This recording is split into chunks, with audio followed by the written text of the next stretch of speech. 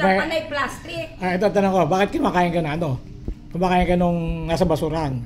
Kasi ang sabi ko sa inyo, yung pagkain ilagay dun sa ganito ko. Kasi ang sasarap ng pagkain nyo. Hindi nakikinig. Bakit ba? Ang lalaki ng ano. Kasi pagkain ko, mga maliliit lang na patatas, maliliit na karninote na may patatas. Dapat babes, dapat nangihingi ka ng pagkain pag nagugutom ka, hindi yung kukuha ka sa basurahan. Nahihiya ako. Ba't ka mahihiya? Sinisingil ko nga may mga utang Nahihiya ka manghingi ng pagkain pero hindi ka nahihiya mangalong ka sa basurahan.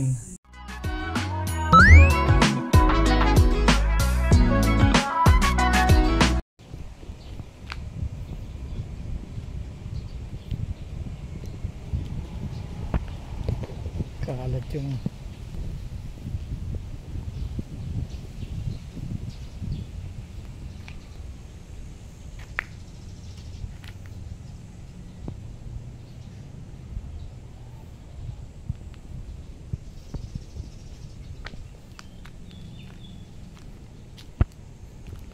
natin dito si baby.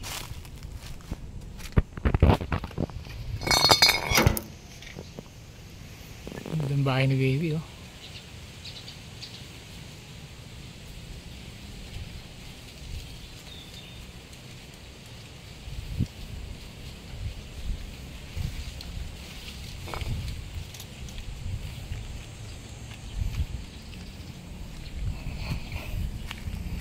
Grabe yung basura sa bahay ni baby.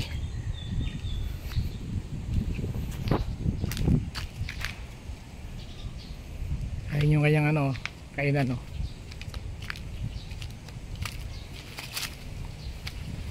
ayun yung kanyang kainan. Dito siya nagpapalagay ng pagkain pag naghihingi ng pagkain. Dito yung pinapalagay. Asa kaya siya?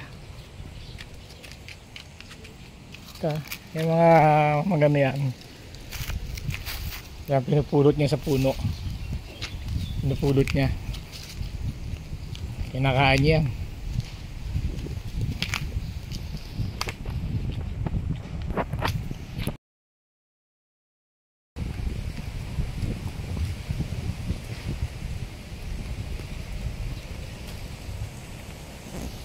Init.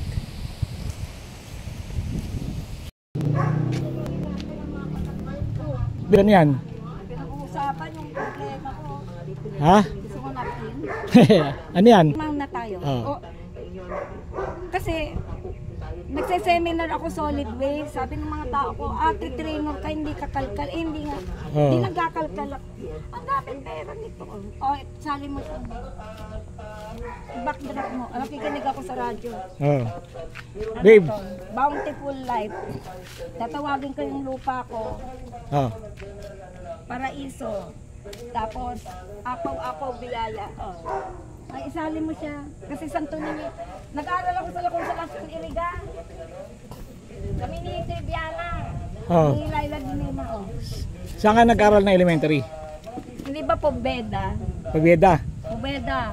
Pero may mga picture ka dyan. Ganito kasi, kakalkaling ko. Sige. Ako dapat sa Santa Isabel. Ay, si Mama sa Santa Isabel nag-aral. Professor, inaano mo na akong pangit ako? Hindi, okay lang. Okay lang. Supposedly, my mom, I'm her only child. Supposedly, she wanted to enroll me at Maryknoll.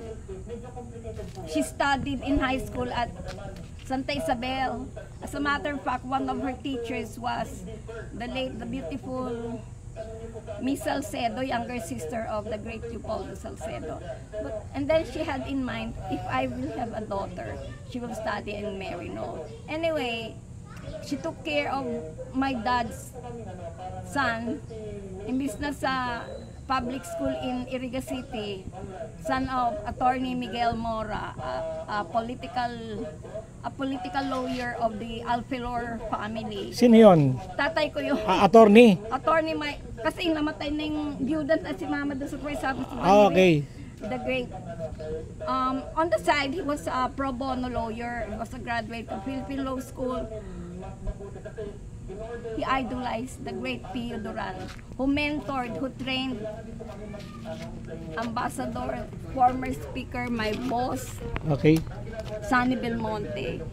And then, when I went to Marino, we stayed in Kamuning Street, Kamuning. She had a friend, a wife of a colonel, whose daughters were studying in Marino. She stayed there for a month. I still can vividly remember it. Sabi ko, ano ba yung mga bata dito? After that, 1 month kami doon, iyak nang iyak si mama. Walang naitulong yung friend niya na wife ng walang slot, walang matras. And then all of them were told, go to Highway 54. So she went there together with the rechecks. Kung kasali si First Lady Imelda, nasa Saluwan nakatira. Di ba may bahay sila doon? So, all of them, when mom went there, it was still a plan. After 1 month, when schooling was about to, nandun na yung building, pinag-enrollment na. Nini, mga klase mo dito, prinsesa. I can still vividly remember, Amy Marcos was talking with everybody. And then, si mama, she'll point, ayun si Rhea Rojas, dapat yung yaya niya nandito sa loob ng kwarto. She doesn't mingle with each others. Siya ang pinaka-royal family dito. And then, tapos dinandun na ako. Nakikita ko si Amy, she was talking practical with everybody. Then I had a classmate, Bernie Silverio. Her mom, hinahatid siya, naka yung social na negligee. Tapos may driver. So siya yung negligee. For the sake na nasabing hinatid yung niya, yung si Bernie Silverio yun, Sarte Silverio. I read, nag-aral siya sa, nung lumaki namin, pinadala siya sa Switzerland na finishing school. Kasi Siya si Baby. Lumaki sa maranyang pamumuhay. Ayon sa mga nakakilala sa kanya, at ayon na rin sa kanya, siya ay nakapag-aral sa mga eksklusibong eskwelahan mula elementarya hanggang kolehiyo at nakapagtrabaho sa Quezon City Hall. Pero kung mapapansin natin, bakit ganito ang kanyang pananamit? At bakit naging ganito ang kanyang kapalaran? Malalaman natin yan sa mga susunod nating video sa pagtatanong natin sa kanya. Sa elementary? ang dami nga, di nagpubeda na ako. Umuwi kami ng Bicol, di syempre hindi sabi, may islat. So when we came, enrollment na, Mrs. Montillas, hindi rin tinanong, why did you not, we thought you will not come back. We gave her slot, maraming nakaabang to another. Is that so? Wala nang peso. Chismis. Nabalitaan niya, mag-open sing school Marikina. Tapos I had classmates there, transferring. Uy, buti kayo, dito tayo. Kasi may friend ako, nasa St. Paul siya. Meron daw yung Salamin daw, St. Paul, Quezon City. Doon sa Salamin daw, may multo daw. Ang ito namin, chikadora. So, ang layo-layo ng Stella Maris. Ay, Sensco. Commute, 1961. 1961 nga nag-ano? Hindi, 1960 ako dun sa Pobeda. Pobeda, 1960 ka sa Pobeda. Original nga ako, 1960 original. St. Marikina, Sensco. Original naman, 1961. Pagpunta si Mama. Hindi, isang taon lang? 61 ka sa Sensco, tapos? Grade 2 na ako sa Sensco. Grade 1 ka? 60 ako sa Pobeda. Ha? First batch kami, nandun pa pala si BBM. Kasi may kaklase ako doon na 2 mistiso. 3 sila. 2 mistiso, siya mistiso. Siya yung ate, kasama na pa namin sa picture. Tapos si hindi na kwento ni Mama. Si BBM doon, ang kakwento ni Mama, yung mga driver tsaka security. Si Manuel Roas daw meron ditong Star. Hindi niya kwentong si BBM pala, nandun. Nandun na si BBM. Si BBM ba nag-aaral sa Pobeda? Oo nga, kasi si Amy, yung kabatch ko, yung lahat kinakausap niya. Tapos si Rhea, syempre, si Irene, Di ang bunso si BBM. Oo. Eh, ibang classroom no, hindi na may connection ni mama yon. Late siya sa ano. Anyway, ayun. And then, ang third school ko, Stella Maris, maraming galing. Stella Maris. Tapos yung mga pinsan ko, sa college sila, si Manay Titing, tsaka si Teka. ano. Tapos nung, parang mag-grade 7, sabi ni mama, Bakit, G? kasi si Papa once a month ko lang hindi ko nga kilala yung tatay ko. O makaramdam ka na ng tatay, uwi na tayo ng Iriga, sa La Consolacion na ako. Ito. Grade 5 and 6. Parang wag akong mag-grade 7, Oh. doon na ako. La Consolacion. Hmm. Tapos parang, nag-open na, dapat magsasantay sila. Ayaw ni Babes sa plato. Dito gusto ni Babes, di ba Babes? Dito gusto mo? Gusto mo sa ano? Dito yung lagayan ng pagkain. Saan kumakain si ano? Si Pope. Kung si Pope ano? Sa plastic. Ay, hindi. Saan? Sa dahon. Sa dahon? Pwedeng may upon pa. May uod pa yung dahon, si Pope. Yung, hindi ba dahon ng ano? Oh, kain ka. Alam mo yung indigenous people, alam Oh. mo yung mga katutubo doon, hindi siya. Anyway, kaya yung pagkalkal ng basura, wala. Kaya-kaya. Kain ka. Kutsara mo. Anyway, so, please pray for me that I'll be able to talk with Mayor Joy and SB. And we're gonna fast track na mahabol. Sabi naman ni Lord, cool ka lang, makakaya mo yun. Yung na-identify mo si Pope, yung ano, yun si, hindi, sabi ko, si Pietro. Yung ulam niya. Ito ulam ni Babes. So, Yung kanin, assistant saka niya. pusit. Tapos yung isa naman, si Imo, si Tagle. Hindi ko kilala yung ano, itong si ano, Ito, dadali mo sa bahay mo? Dadali mo? dito na lang muna, painom na nga muna. O, sige. Kasi ang pinaka... Taka mo, bakit lang kawin? Hindi bang papabili? Ang number 1 daw, yung Secretary of State niya. Alam mo yung Secretary of State? Si Pietro. Hindi ba Pietro Peter yun? Hindi lang ha. Oo. Kain ka muna. Go, no, sita. Urgent nga, tsaka yung ano. Ba't hindi niya ako papansinin? Sabi Eh, niya. busy ngayon yun. Nasa office hour yun. Dapat nga nandun ako. Hindi ako makapunta kasi nandito ako. Oo, punta ka ron. Gusto ko naman to. Pwede namang ano Oo. Lalabas pa kasi ako. Saan ka nag-college? Hypermarket. Ay, naku, ang dami. UP Los Baños. Ay, ganito. Hanggang third year, nandun ako sa consistent first honor ako doon. Saan? St. Catherine. Ngayon, Santa Isabel, ano na siya.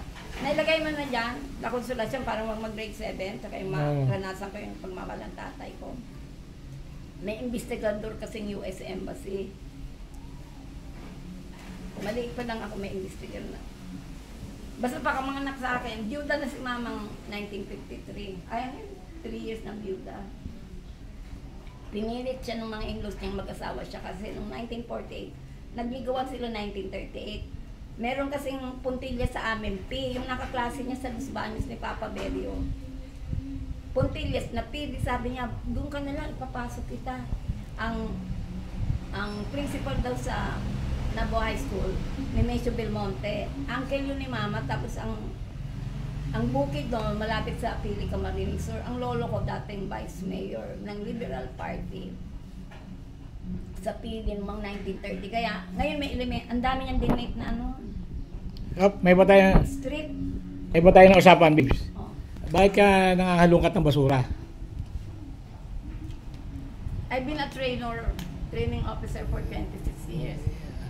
Human resource officer too. Hindi ako dapat maghalungkat. Nag-train ako ng solid waste disposal. Okay. Sa gender, sa Cancer for Life, I started it with Relay for Life to honor the cancer victims.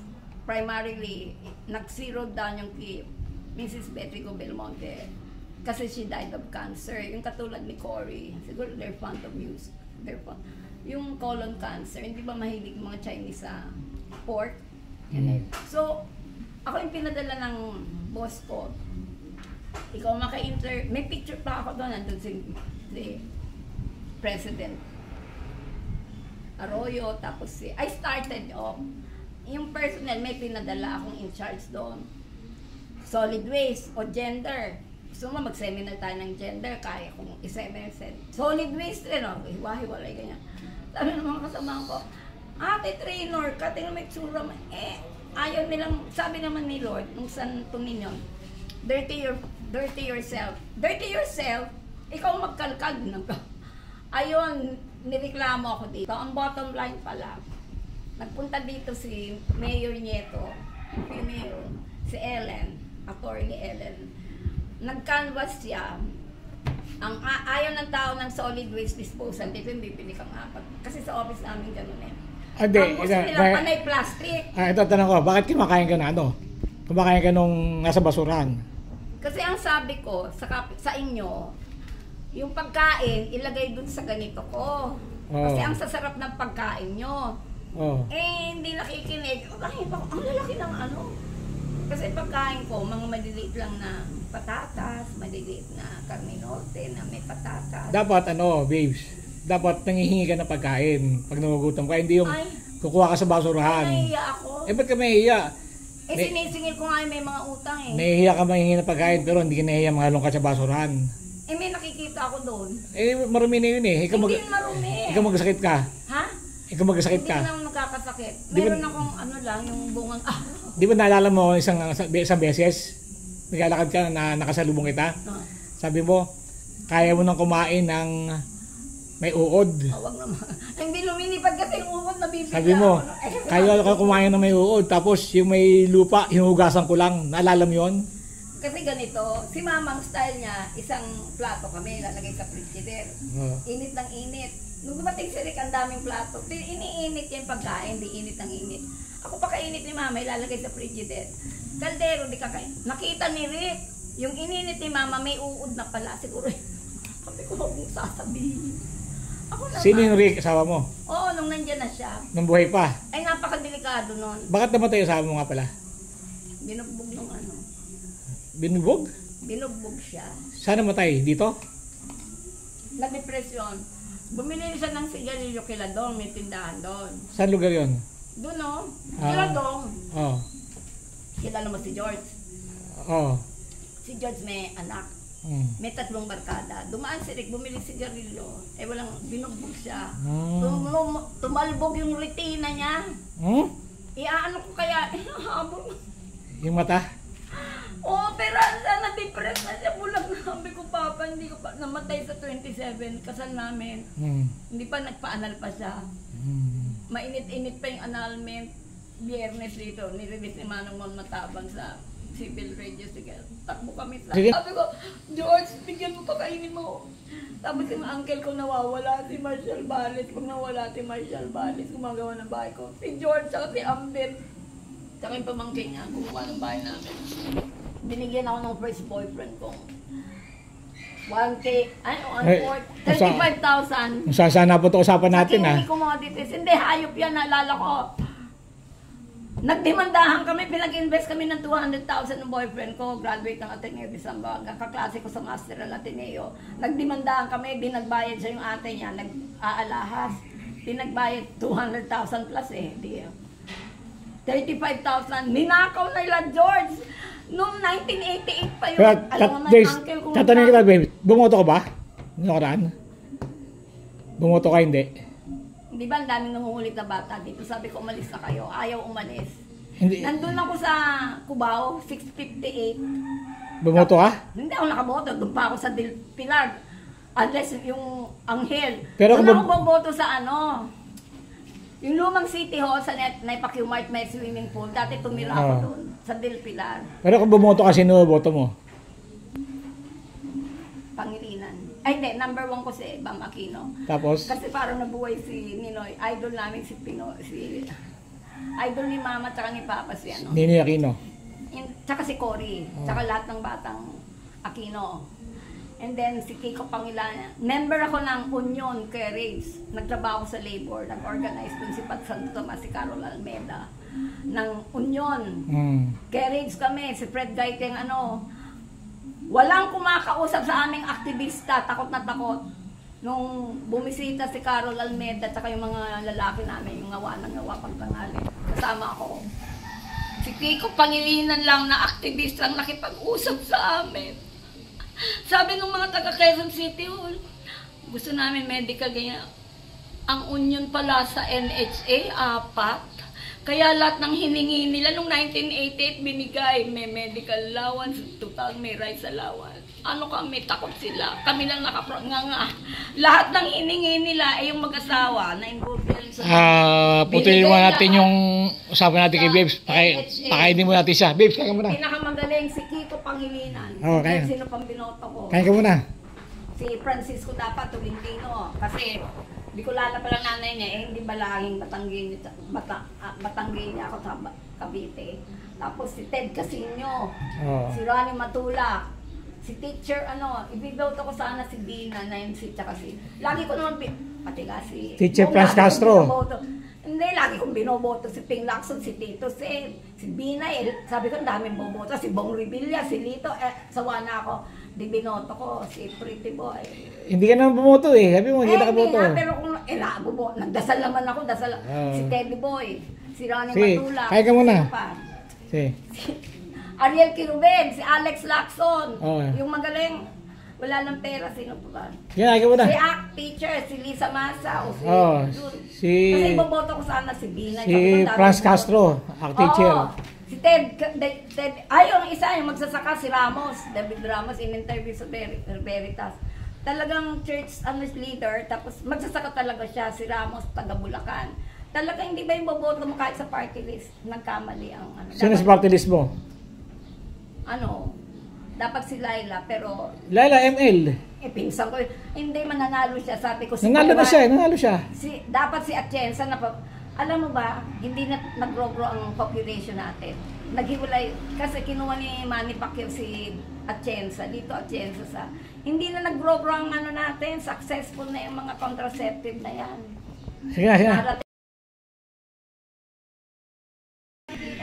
Sige. Sige. Para mabigay ko rin yung pera yung mga batang alaga. Sige. Sa astronaut.